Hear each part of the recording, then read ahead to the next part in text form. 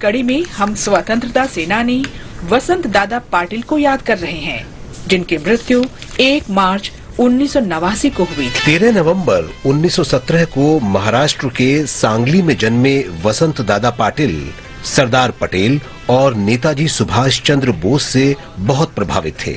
हालांकि वे सत्याग्रह के गांधीवादी दर्शन में विश्वास करते थे, लेकिन उनका ये भी मानना था कि केवल सत्याग्रह मोर्चे या जन आंदोलनों से स्वतंत्रता नहीं मिलेगी।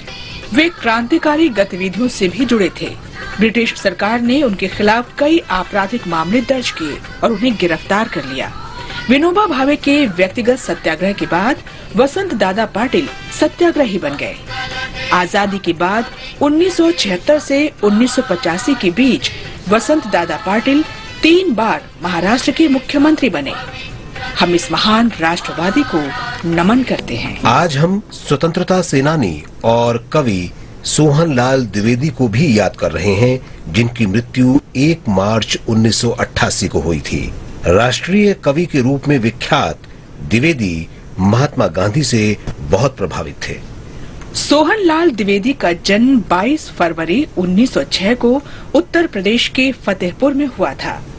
उन्हें युगवतार गांधी सहित देशभक्तिपूर्ण कविताओं के लिए जाना जाता है। जिसके सिर पर निज धरा हाथ, उसके शिर रक्षक कोटि हाथ। जिस पर निज मस्तक झुका दिया, झुक गए उसी पर कोटि माथ। तुम बोल उठे युग बोल उठा, तुम मौन बने युग मौन बना।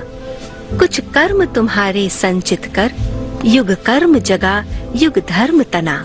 युग परिवर्तक युग संस्थापक, युग संचालक हे युगाधार। युग निर्माता युग मूर्ति तुम्हें, युग युग तक युग का नमस्कार।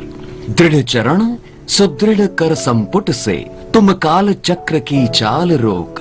नित महाकाल की छाती पर लिखते करुणा के पुण्य श्लोक। हे युग दृष्टा हे युग सृष्टा, पढ़ते कैसा यह मोक्ष मंत्र। इस राजतंत्र के खंडहर में उगता अभिनव भारत स्वतंत्र। सोहन लाल द्विवेदी को भारत सरकार ने 1970 में पद्मश्री से सम्मानित किया था।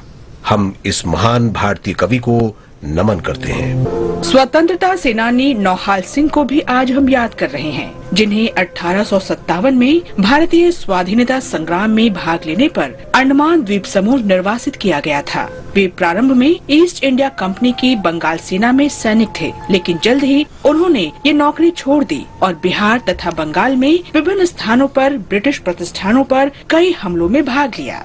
ऐसे ही एक हमले में उन्हें गिरफ्तार कर लिया गया और ब्रिटिश अधिकारियों के खिलाफ विद्रोह का आरोप लगाया गया और आजीवन सश्रम कारावास की सजा सुनाई गई। कालापानी में नजरबंदी के दौरान 8 जुलाई 1859 को नौहाल सिंह की मृत्यु हो गई। इस महान शहीद को हमारा नमन। हम राष्ट्रवादी महारानी ओरैन को भी याद कर रहे हैं। उन्होंने तेभागा आंदोलन में भाग लिया था। 1 मार्च 1947 को पश्चिम बंगाल के जलपाईगुड़ी में जोतेदार के अन्न भंडार पर छापेमारी के दौरान पुलिस की गोलीबारी में उनकी मौत हो गई थी। हम भारत की इस बहादुर बेटे को सलाम करते हैं।